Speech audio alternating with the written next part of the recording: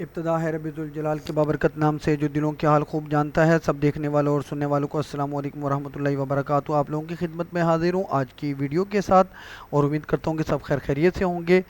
मेरी कल की वीडियो जो कि मैंने ऑटोमोबाइल सेक्टर पे बनाई थी और उसमें जिस तरीके से मैंने आपको GAL के, GHNI के और साथगार के जो टारगेट्स बताए थे वो अल्हम्दुलिल्लाह अचीव हो गए आज के दिन के लिए। और उम्मीद है कि इंशाल्लाह अज़्ज़ा वजल आने वाले 2 दिनों में भी तीनों जो शेयर्स हैं वो परफॉर्म करते हुए आपको नज़र आएंगे। तो आप लोग अपने अपने रिस्क और प्रॉफिट को मद्देनज़र रखते हुए उसके अंदर 100% या 50% या जो भी आपको सूट करता है, बेहतर लगता है, उसके हिसाब से आप लोग प्रॉफिट टेकिंग कर सकते हैं। GAL ने अपर कैप लगाया, सातगार तकरीबन 7-8% चढ़ा और इसी तरीके से GHNI भी चला। तीनों टेक्निकली अप हैं। इसी तरीके से मेरा ख्याल है इंडस मोटर कंपनी और एच कार और जो बाकी ऑटोमोबाइल सेक्टर के शेयर्स हैं वो भी पॉजिटिव मोमेंटम में होंगे। यकीनन उनको मैंने देखा नहीं है तो कोशिश करूंगा कि मैं उनके ऊपर भी वीडियो बना सकूं। आज के दिन KSE 100 इंडेक्स के चार्ट के साथ साथ टेक्नोलॉजी सेक्टर के 2 शेयर्स को मैंने शामिल किया है। KSE 100 इंडेक्स की अगर हम पोजीशन देखें तो टेक्निकली बिल्कुल अप है। टेक्निकल इंडिकेटर्स की बेसिस पर आज के दिन इसने 1,70,639 का कि 632 का लेवल हिट किया और साथ ही साथ इसने जो 1,69,442 की जो वीकली की रेजिस्टेंस थी उसको क्रॉस ज़रूर किया, लेकिन उसको सस्टेन नहीं कर पाया और वापस आकर क्लोजिंग 1,68,519 पे थी। कल का दिन और परसों का दिन यानी जो जुमे का दिन है बहुत इम्पोर्टेंट है। गो की जो इस वक्त जियो पोलिटिकल पोजीशन है उसकी जो खबरें हैं वो मुस्बत हैं, लेकिन technically KSE 100 index up trend में है और इसका ये वाला रेजिस्टेंस एरिया हिट करने के बाद और अचीव करने के बाद, इसके ऊपर सस्टेन करने के बाद अगले 2 दिनों के लिए इसका जो अल्टीमेट टारगेट एरिया है वो 1,73,000 का है।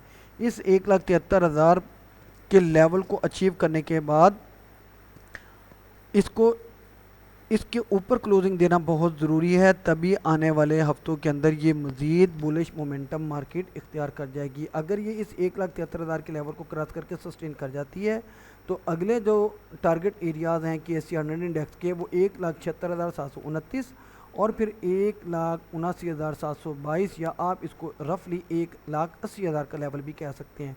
तो जैसी ही मार्केट इस लेवल तक पहुंचती है तो उम्मीद है कि पॉजिटिव मोमेंटम में आ जाएगी, लेकिन साथ ही साथ नफ़ा पक्का करना मत भूलिएगा। सपोर्ट की अगर हम बात कर लें तो इंट्राडे के अंदर मार्केट के बाद जो सपोर्ट का एरिया है वो तकरीबन 1,67,231 का है और फिर इसके बाद 1,65,460 का है। ये भी हो सकता है कि कल के दिन किसी टाइम में मार्केट 1,65,460 के लेवल को टेस्ट करे और फिर वापस पलट के 1,69 को क्रॉस करके अप मोमेंटम इख्तियार करे और अपसाइड पर ही क्लोजिंग दे। इसके बाद जो 2 शेयर हैं जी, पहला शेयर है हमारे पास ए लिंक कम्युनिकेशन। ए लिंक कम्युनिकेशन को वीकली के टाइम फ्रेम पर शिफ्ट करने के बाद थोड़ा सा मैंने जूम आउट किया है और अगर आप इसको देखें 123 रुपये 23 पैसे की वीकली की सपोर्ट से ये चलना शुरू हुआ है और आज के दिन इसने 147 रुपये 82 पैसे की जो मंथ की रेजिस्टेंस थी उसको हिट करके वापस इसने 143 रुपये 30 पैसे पर क्लोजिंग दी है। बहुत इंपॉर्टेंट लेवल है ये वाला। उसकी वजह ये है कि मंथ की रेजिस्टेंस के साथ साथ वीकली के चैनल का टॉप है।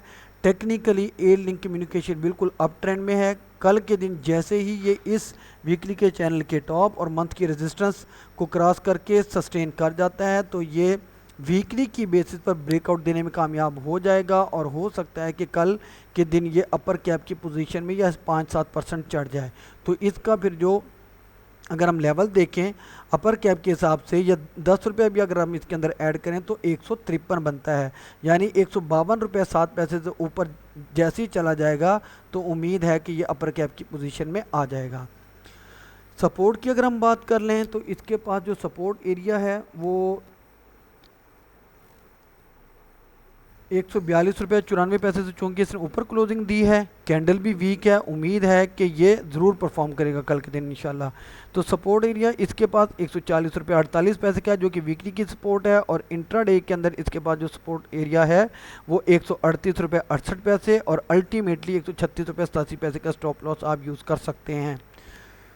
इसके बाद हमारे पास आखिरी शेयर है जी एवेंसियन लिमिटेड। एवेंसियन को वीकली के टाइम फ्रेम पर शिफ्ट करें इसको मैंने डेली के टाइम फ्रेम पर भी शिफ्ट कर दिया था, डेली एयर लिंक को मैं बताना भूल गया आपको। तो इसको अगर आप देखें तो इसने वीकली और मंथली दोनों के चैनल के टॉप को हिट किया ऑलमोस्ट इस जगह पर 67 रुपीज़ के आसपास, और वहाँ से जो ये गिरावट का शिकार हुआ है तो टेक्निकली बहुत ज़्यादा गिरावट इसने दिखाई। और अभी अगर इसको मंथली के टाइम फ्रेम पर शिफ्ट करूं तो आप देख सकते हैं कि इसने अपने मंथ की सपोर्ट, जो कि काफ़ी पुरानी इसकी सपोर्ट है 28 रुपये 62 पैसे, उससे भी नीचे जाके हिट किया और वापस पलटा, और इसने 30 रुपये 94 पैसे की जो डेली की रेजिस्टेंस है उसको क्रॉस करके 32 रुपये 15 पैसे पर क्लोजिंग दी है। इन कुछ दिनों के अंदर ये साइडवेज में रहा है, यानी अकोमोलेशन आप कह सकते हैं। अब डेली के टाइम फ्रेम पर देखें तो थोड़ा कुछ पॉजिटिव होता हुआ नज़र आ रहा है, लेकिन कोई बहुत ज़्यादा आपको इसके अंदर मूवमेंट देखने को नहीं मिलेगी। तो इस वजह से इसके पास जो सपोर्ट एरिया है यही 30 रुपये 94 पैसे का होगा, रेजिस्टेंस एरिया 32 रुपये 84 पैसे का, और आप देख सकते हैं कि इसी लेवल को इसने हिट किया।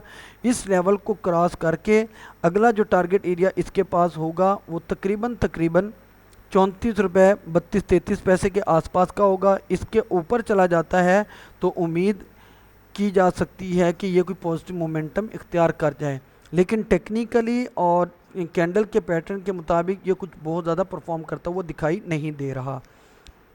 उम्मीद करता हूँ कि ये मेरा तकनीकी तज्ज़िया आप लोगों के लिए फ़ायदेमंद साबित हो रहा होगा। आप लोगों से दरख्वास्त है कि मेरी हौसला अफजाई के लिए, मेरी पजीराई के लिए मेरी वीडियो को लाइक करें, शेयर करें, कमेंट करें, चैनल को सब्सक्राइब करें, मुझे फॉलो करें और अपनी कीमती दुआओं के अंदर नाचीज़ को ज़रूर शामिल रखिएगा। अल्लाह हाफिज़।